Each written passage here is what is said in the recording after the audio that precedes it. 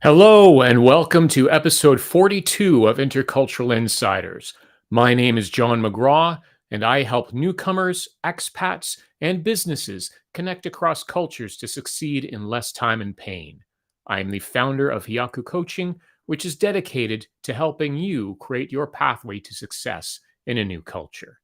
The purpose of Intercultural Insiders is to share the stories of people with intercultural experiences. So if you're feeling isolated or lost, you can hear something from the guests' experiences that could help you, even if it's just a reminder that you're not alone. Today is part two of the heartwarming conversation with Robandeep Kaur, Saini, but I wanted to give a quick update. Last week, I mentioned that I was going to be doing a session for Kyushu University located in southern Japan, and that happened yesterday. So I want to give a quick update about that. So that was being held for first year international students in the engineering and agricultural science departments, and it presented it with Mika Tamura, who's the associate professor in the engineering department at Kyushu University. Now, this had international students joining from all over the world, including India, Indonesia, Korea, the UK, and a number of other countries, joining us before they moved to their new homes in Kyushu to attend the university. And I really enjoyed the session. As I mentioned, I have a connection to Japan, and it was very, so it felt very, it meant a lot to me to be able to give this session. It was the group was very fun. They were open-minded and very thoughtful in terms of the responses they were having in discussions. We had some activities with them discussing and sharing their different ideas in the sessions, and then they also gave a lot of great feedback right after the session. So just to share a few of the comments that came up after this session.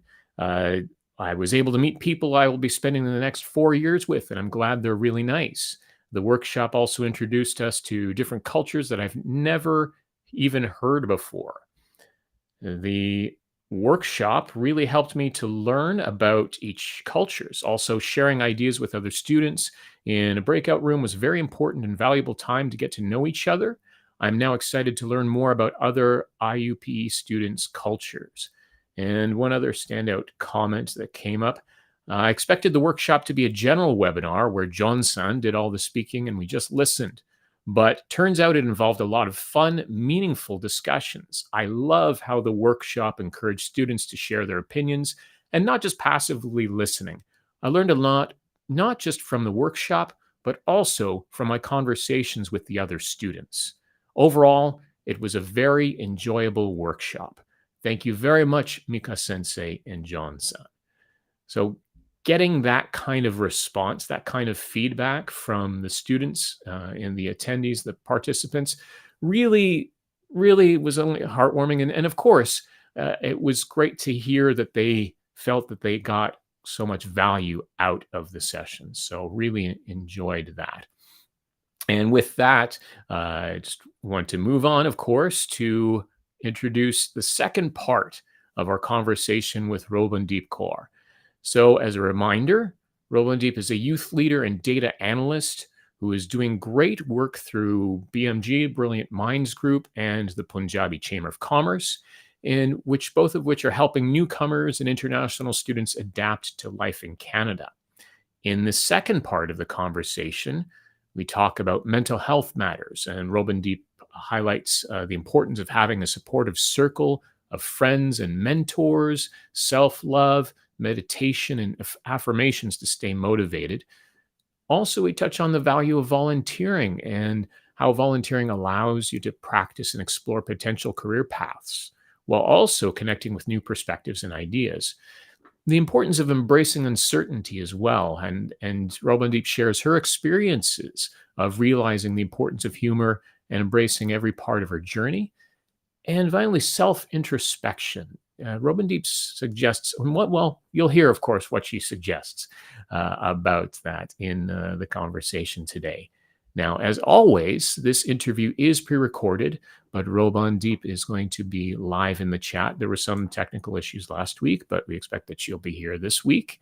So feel free to ask your questions and comment during the interview, and use this as an opportunity not only to connect with Robandeep and myself, but also with other audience members. So I encourage you to start off by posting in the chat where you're joining us from, and let us know, and use that as an opportunity to highlight yourself and to start conversations, not just with Robandeep and myself, but also the other attendees. So without further wait, let's get into part 2 of the conversation with Robandeep Kaur.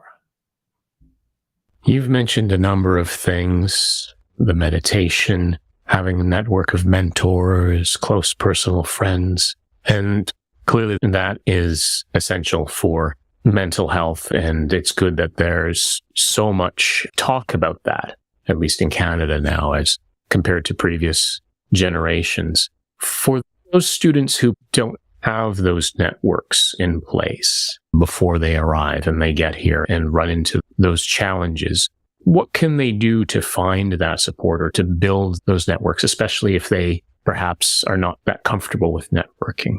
Yeah, I think so. There is a need of word of mouth a lot. As I was tech savvy, I got to know about lots of things through LinkedIn, through many other social networking sites, but most of the students are not aware of these things. So that's why we are planning. I've been associated with few of the organization named Brilliant Minds Group as well. So we are having some database in the future so that we can help international students in accommodating them with the help they need. So there are sources if we look for it. For example, if I'm a brand ambassador, I know about the things. Now my responsibility is to pass the same value and thing to the other person, so that they know that, okay, these are the sources available and I can use it for the benefit of them. That's a great initiative that Brilliant Minds Group is developing. In fact, I think that's how we met, was through a session at BMG, Brilliant Minds Group.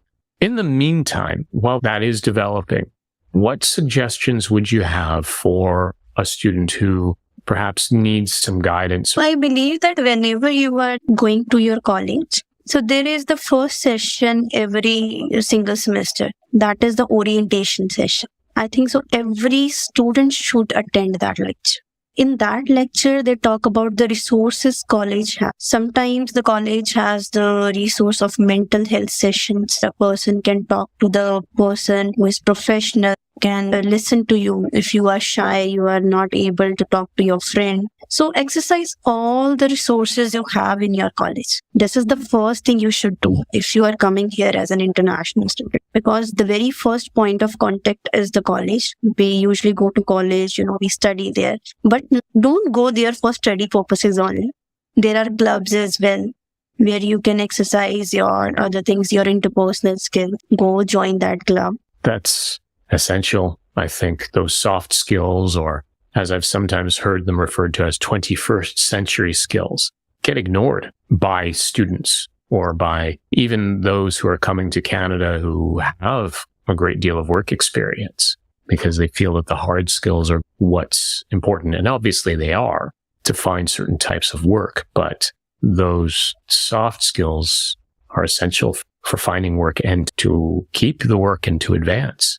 You mentioned different clubs and organizations where students could practice their soft skills.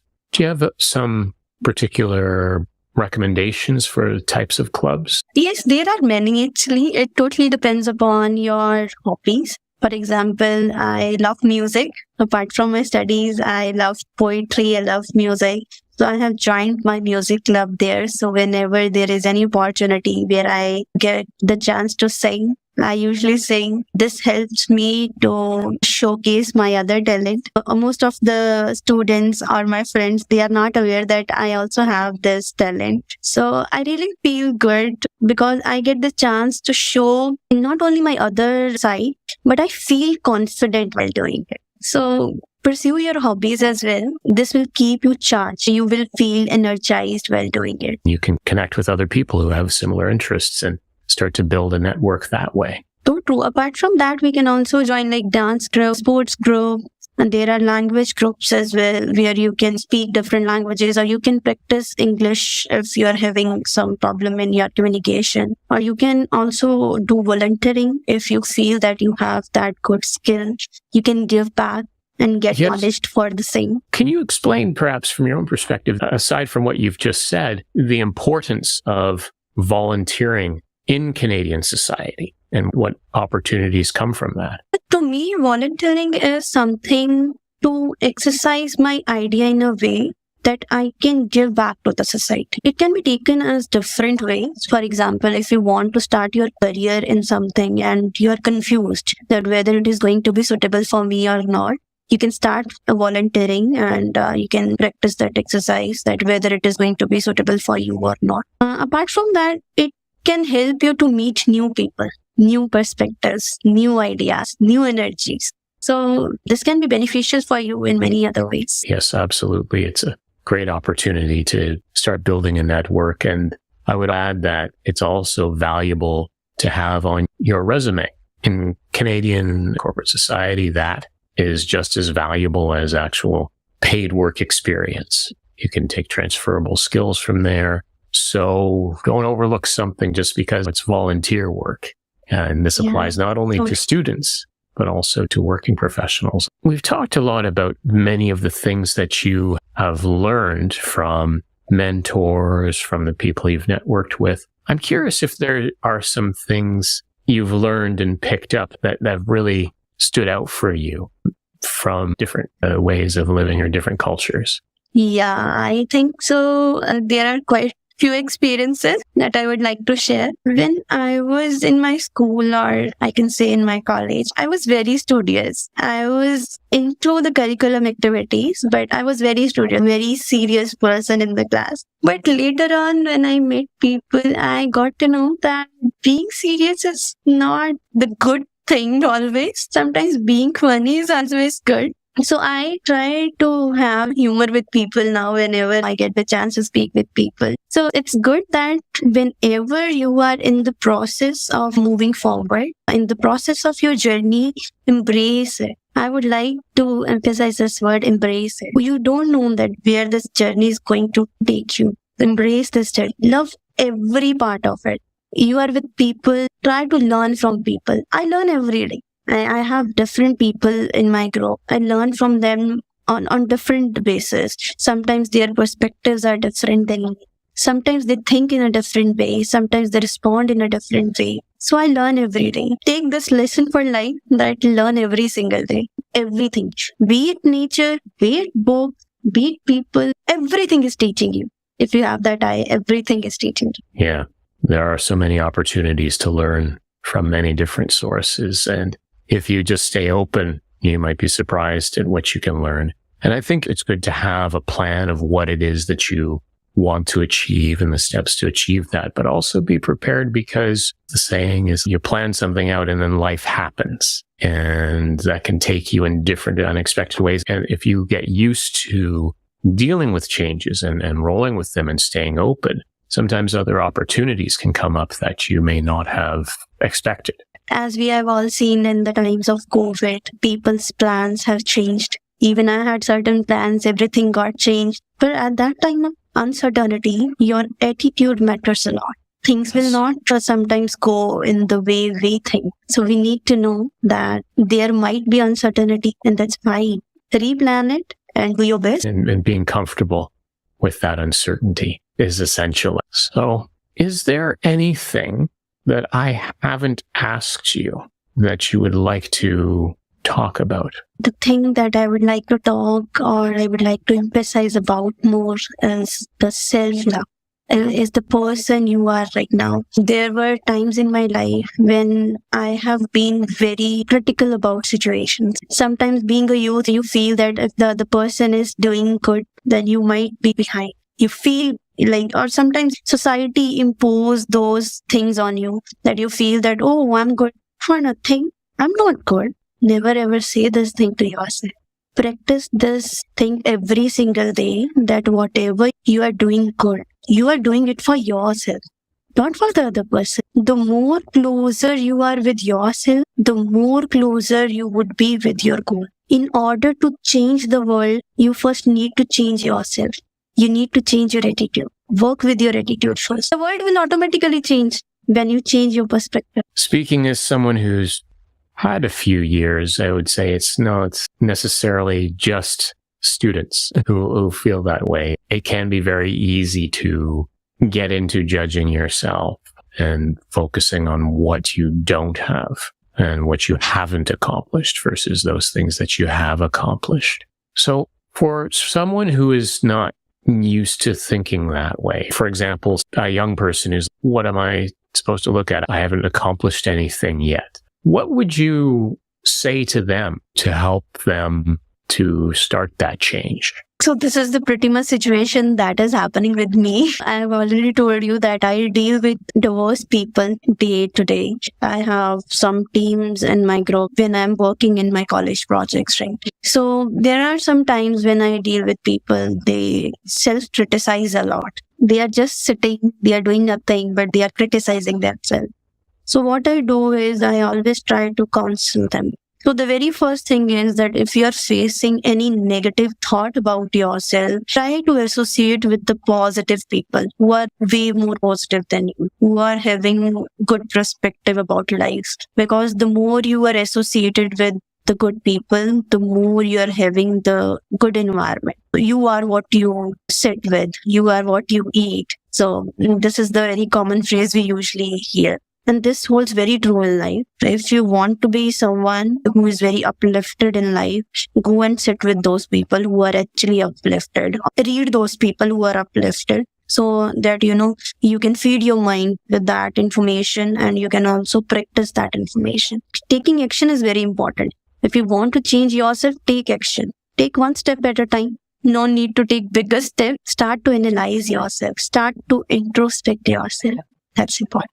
What could be some questions to get you started, perhaps from your own experience, if you're comfortable sharing? Whenever I'm having a bad day or I'm feeling like that, and I started talking with myself. The other day, the weather was very nice, but I was feeling suffocated. I don't know why, but I was feeling like that. So I sat down with myself. I started asking questions to myself.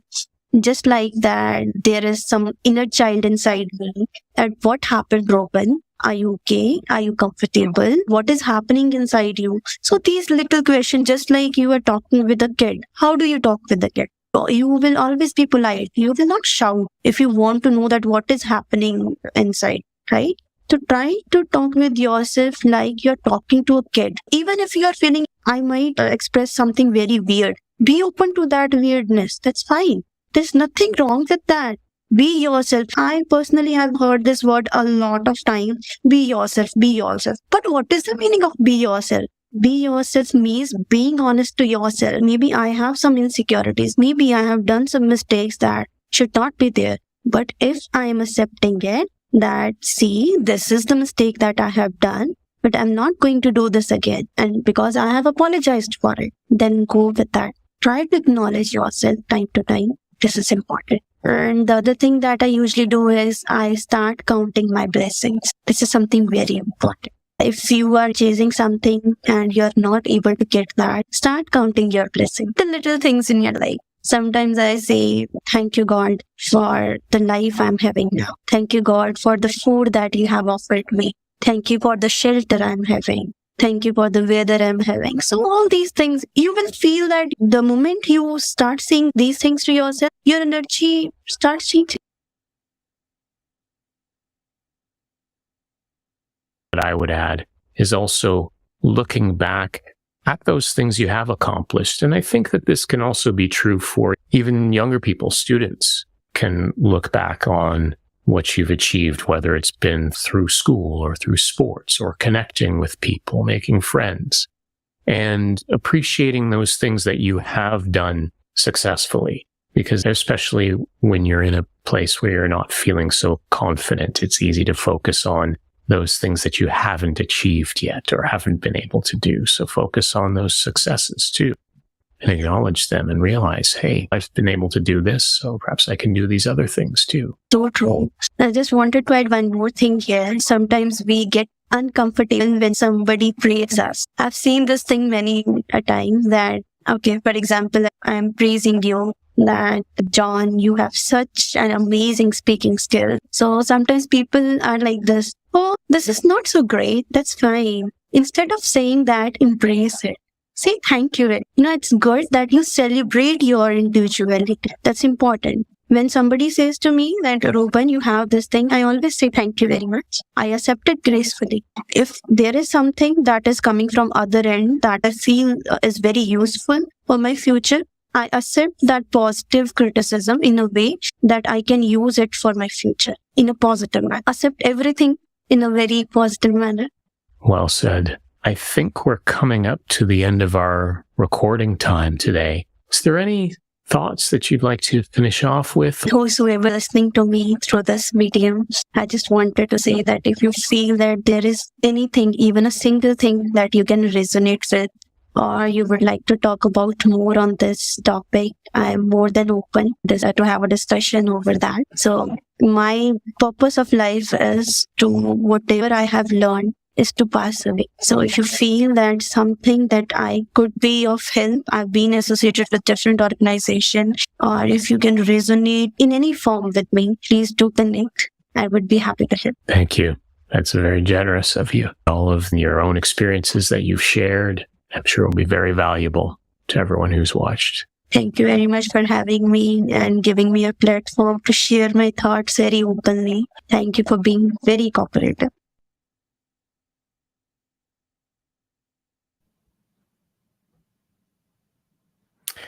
And this is an example of what can happen with live broadcasting. So initially, I thought that there was a bit of a technical issue where this was not broadcasting. And then suddenly I realized that it was about 15 minutes in. So I think this is maybe a separate post than the initial post that I had for this event, because it seems that I'm not getting the comments and the likes that were on the previous.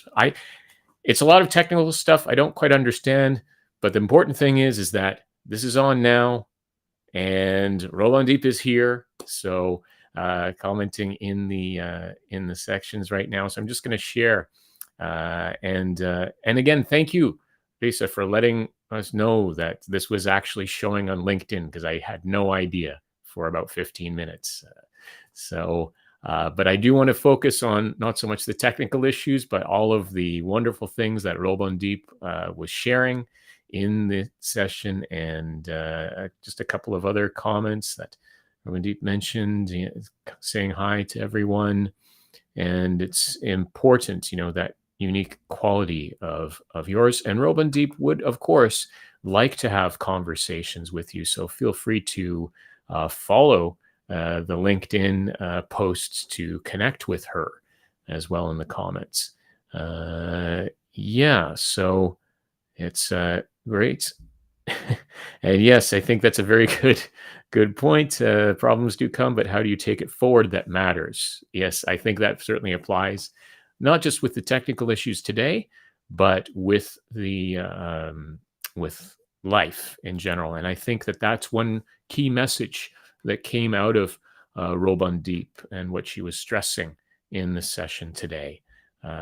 So many things that it was very, very, like I said, I mentioned that this was a heartwarming episode, and I really feel that, because there was a genuine warmth coming from Robandeep when she talks and when she was talking in the conversation. And just, again, quite young, from my perspective, but seems to have a great deal of wisdom, which I greatly appreciate her sharing in our conversation today. Yes, and Robandeep's also mentioning, yes, please feel free to connect with her on LinkedIn. She is very eager to connect, to have conversations with people, to give. She's a very giving person, as we know from the work that she has done through LinkedIn, not just LinkedIn, but of course the Brilliant Minds group, BMG, which I've done a couple of sessions for, and she's been a student ambassador for, and also through the Punjabi Chamber of Commerce. She's really a great person to connect with, and well worth it too.